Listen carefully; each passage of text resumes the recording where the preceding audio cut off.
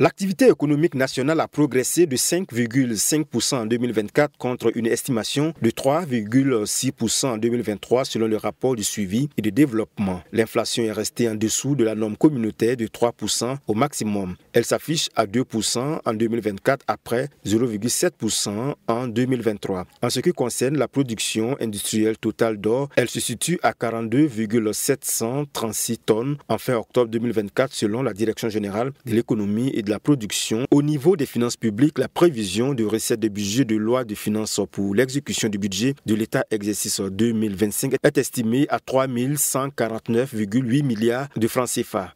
Le fonds de soutien patriotique et les dons se chiffrent à plus de 165 milliards à la date du 15 décembre 2024 sur une prévision annuelle de 150 milliards de francs CFA. L'année 2024 a été également marquée par de grandes réalisations au plan national. Le 23 janvier, on assistait à l'inauguration de la toute première usine de traitement des résidus miniers. 11 mois après le lancement officiel de ses activités, Golden SA a livré le 10 décembre dernier les premiers lingots d'or issus du traitement de la cargaison de charbon fin de la mine d'or de Essakane abandonnée au profit de l'État burkinabé. Le pays a également procédé dans la commune de Midebdo, province de Numbiel, région du sud-ouest, à la pose de la première pierre de l'unité de production semi-mécanisée d'or. D'un coût global de réalisation de 3 milliards de francs CFA, la mine de Bielmera a une durée maximale d'exploitation de 5 ans, extensive au regard des potentialités. Au nombre des grandes réalisations, la Banque de dépôt du Trésor, dont le lancement officiel des activités a eu lieu le 2 août dernier. Après l'inauguration de la Banque de dépôt du Trésor, ce fut au tour de la Banque postale du Burkina Faso. La Banque postale du Burkina Faso est dotée d'un capital social de 15 milliards de francs CFA, porté majoritairement par la Poste du Burkina Faso qui détient 51% des actions. L'année 2024 a également été marquée par l'ouverture de 2 usines de tomates. La première, c'est l'usine de transformation de tomates de Bobo Dioulasso, d'un coût de réalisation estimé à 7,5 milliards de francs CFA, soit 80% des fonds propres grâce à l'actionnariat populaire et 20% de participation de l'État. Le 30 novembre dernier, ce fut au tour de l'usine de la société Faso Tomate Sofato de Yako de voir le jour. La Sofato a une capacité de transformation de 100 tonnes de tomates par jour.